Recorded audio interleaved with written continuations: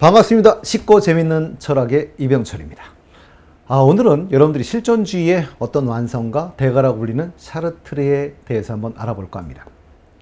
샤르트르는 1905년 프랑스 파리에서 태어났는데요. 그러나 샤르트르는 태어난 지 1년 만에 해군 장교였던 아버지의 사망으로 외가에서 자라게 됩니다. 신체적인 특징은 160cm 정도의 작은 키, 사팔의 눈, 금속성의 목소리. 외형상으로 그렇게 잘생긴 편은 아닌 것 같지요. 결국 이렇게 못생겼던 그는 친구가 없었다고 합니다. 요즘식으로 표현한다면 왕따였던 것이죠. 그래서 책을 유난히 좋아했다고 합니다. 참 우려와는 다르게 샤르트르의 놀이터는 할아버지의 서재였다고 하지요.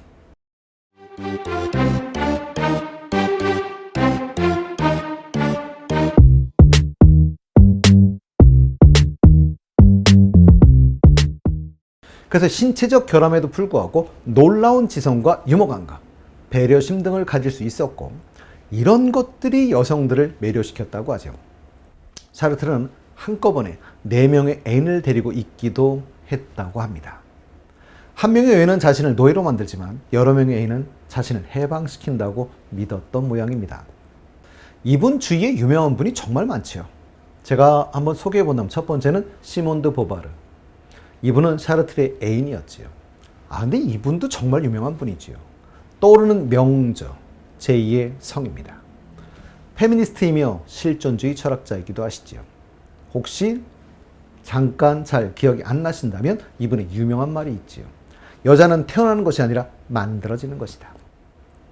그 두 분의 관계는 50년 동안이나 지속되는데요.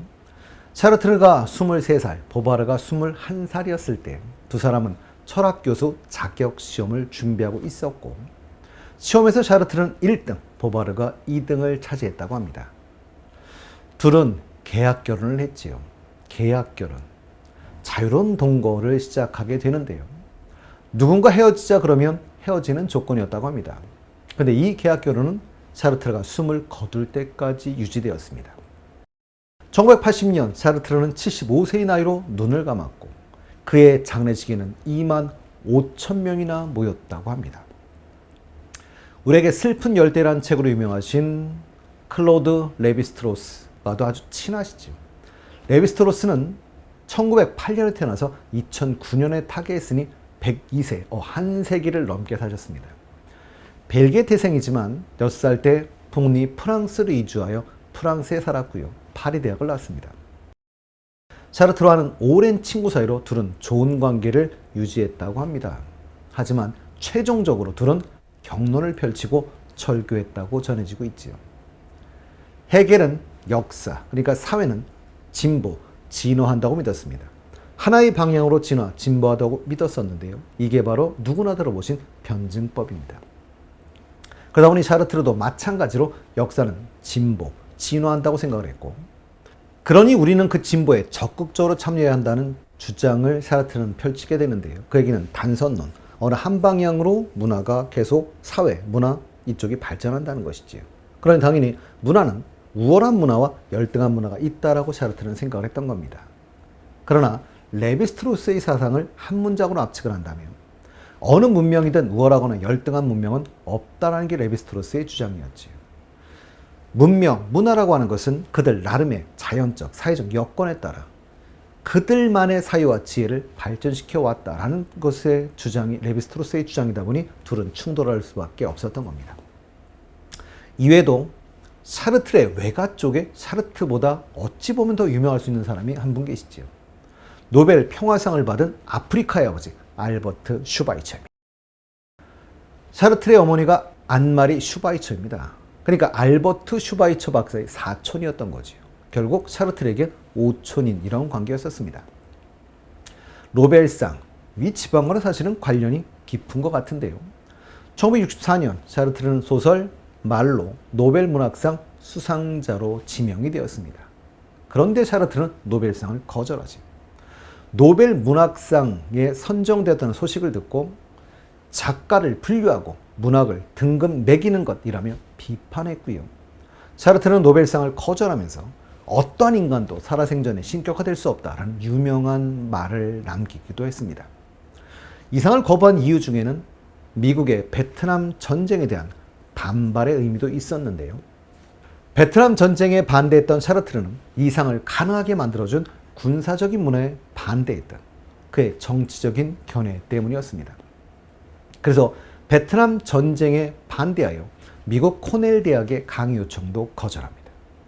그리고 수상자가 서양에 편중되었고 마르크스주의적 작가에게는 한 번도 상을 수여한 적이 없다는 사실에 주목하면서 자본주의 단체에 매수되기를 원치 않는다라고도 이야기했습니다. 결국 이 상을 가능하게 한 자본주의적 사고에 대한 비판이었던 것이죠. 두 차례의 커다란 전쟁을 직접 경험한 사람들, 어찌 보면 인간의 본질이 아니라 존재하는 인간의 문제에 관심을 가질 수밖에 없었을지도 모르겠습니다. 사실 프랑스 정부도 대단하지요. 샤르트르의 지피를 돕기 위해 그의 거주지 근처에 비행 금지령을 내리기도 했었다고 하니까요. 그리고 이건 완전히 제 주관적인 견해이지만 이런 이유도 있지 않았을까 싶습니다. 샤르트르가 살던 당시에 프랑스에 유명한 실존주의자가 있었지요. 샤르트르와 쌍벽을 이루며 라이벌 의식이 강했던, 나이는 샤르트르보다 8살 정도 어린데요. 알베르 까뮈입니다. 작품은 아마 기억나시는 작품들이 있을 겁니다.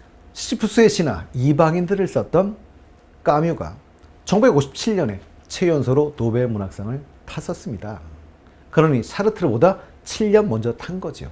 아마도 그래서 기분 나빠서 안 탔을 거라고 얘기하는 분들도 계시죠. 근데 어찌되었건 정말 대단한 분들이십니다. 샤르트르의 저서로는 실존주의는 휴머니즘이다, 존재와 무, 구토 같은 책들이 있는데요. 존재와 무가 샤르트르에게 가장 유명한 작품이 아닐까 싶습니다. 핵심은 무, 그러니 인간에겐 미리 주어진 본질이 없다는 것과, 그래서 인간은 스스로의 본질을 만들 수 있는 자유를 가지고 있다는 것을 상징하는 것이라고 할 수 있는데요. 존재와 무는 샤르트르가 제2차 세계대전이 끝나던 해, 내가 1945년이지요. 9월에 나온 책입니다. 다음 시간에는 보다 본격적으로 샤르트르의 철학을 이야기해 보도록 하겠습니다.